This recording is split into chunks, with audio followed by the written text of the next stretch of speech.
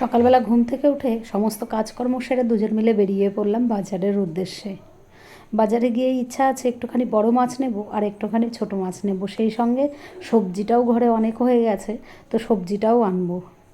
আমাদের যেতে যেতে একটুখানি বেলাই হয়ে গেছে, মোটামুটি 8:30 মতো বেজে গেল। জানি না বাজারে গিয়ে কেমন কি মাছ পাবো, তো দেখা যাক, যাই।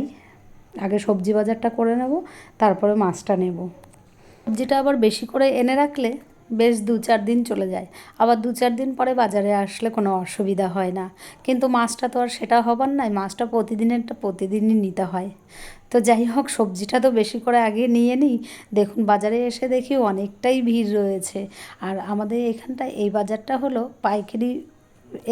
একদিকে ডান দিকে পাইকারি বাজার বসে আর বাঁদিকে খুচরো বাজার বসে। মানে তোমার যেমন ইচ্ছা তুমি তেমন নিতে পারবে। তুমি চাইলে পাইকারি বাজার থেকেও বাজার করতে পারবে, সেখান থেকে অনেকটা করে মাল নিতে হবে, তাহলে তোমার দামে পুষিয়ে যাবে। আর তুমি চাইলে যে অল্প সবজি নেব, অতটা সবজি নষ্ট হয়ে যাবে, অল্প করে নেব, তাহলে সেটাও করতে পারবে।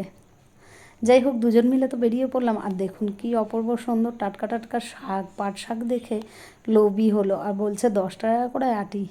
তো এক আটিতে দেখলাম প্রায় 1 কেজির মতো শাক হবে। তো এক আটি পাটের শাক নিয়ে নিলাম সবার প্রথমে। তারপরে এই যে চলে গেলাম পেঁয়াজ নিতে। তো বেশ অনেকটা পেঁয়াজও নিয়ে নিলাম। পেঁয়াজটা নেওয়ার পরে এদিকে আবার দেখুন কত টাটকা টাটকা সবজি। আর এই পেঁপেগুলো দেখছিলাম, এই পেঁপেগুলো হলো দেশি পেঁপে, সাইজে ছোট, কিন্তু পেঁপেগুলো খুব ভালো। তো যাই হোক, সবজি বাজারটা মোটামুটি আমার করা কমপ্লিট হয়ে গেল। তারপরে এই যে আবার চলে এলাম মাছ বাজারে। মাছ বাজারে এসে দেখি সেখানেও অনেকটা ভিড়। যাই হোক, প্রথমে তো একটুখানি কাতলা মাছ নিয়ে নিলাম। তারপরে এই সাইডে দেখছি আবার ছোট ছোট খুব সুন্দর চেলা মাছ। বাবা আর আমি, আমরা দুজন সবসময় ছোট মাছটা বেশি ভালো খাই। কেননা বড় মাছ যতই নেই না কেন, ওই বড় মাছটার থেকে আমরা ছোট মাছটাই আগে খাবো। তো আমি হাত দিয়ে বেছে বেছে বেশ অনেকটা চেলা মাছ নিয়ে নিলাম। আর মাছগুলো এত সুন্দর, একদম শক্ত শক্ত। আমি ভাবলাম বেলা হয়ে গেছে, হয়তো বা একটু নরম হয়ে যাবে, তো ওর জন্য আমি হাত দিয়ে বেছে নিলাম। কিন্তু মাছগুলো বেশ শক্ত শক্ত। বাড়িতে এসেই আগেই মাছটা নিয়ে বসে পড়লাম কাটতে, কেননা গরমের সময় আরও যদি বেলা হয়ে যায় মাছটা নরম হয়ে যাবে। তো মাছ কাটার পর্ব কমপ্লিট করে তারপরে আবার সকালের খাবার দাবার করব। সকালেই ইচ্ছা আছে একটুখানি রুটি করার, রুটি আর একটুখানি সবজি, যাই হোক কিছু করে খেয়ে নেব। তারপরে এই যে সকালের খাওয়া দাওয়ার পর্ব কমপ্লিট করে এই যে আবার দুপুরের জন্য রান্না বসিয়ে দিয়েছি।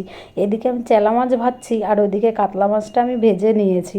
যাই হোক, তারপরে মাছের ঝোলটা করে নিয়ে আবার এই যে দেখুন পাটের শাক বসিয়ে দিয়েছি মুসুরির ডাল দিয়ে। আর মুসুরির ডাল দিয়ে পাটের শাক খেতে বেশ ভালো লাগে। যাই হোক, রান্না তো শুরু করে দিলাম, জানি না এখন কখন কি শেষ হবে।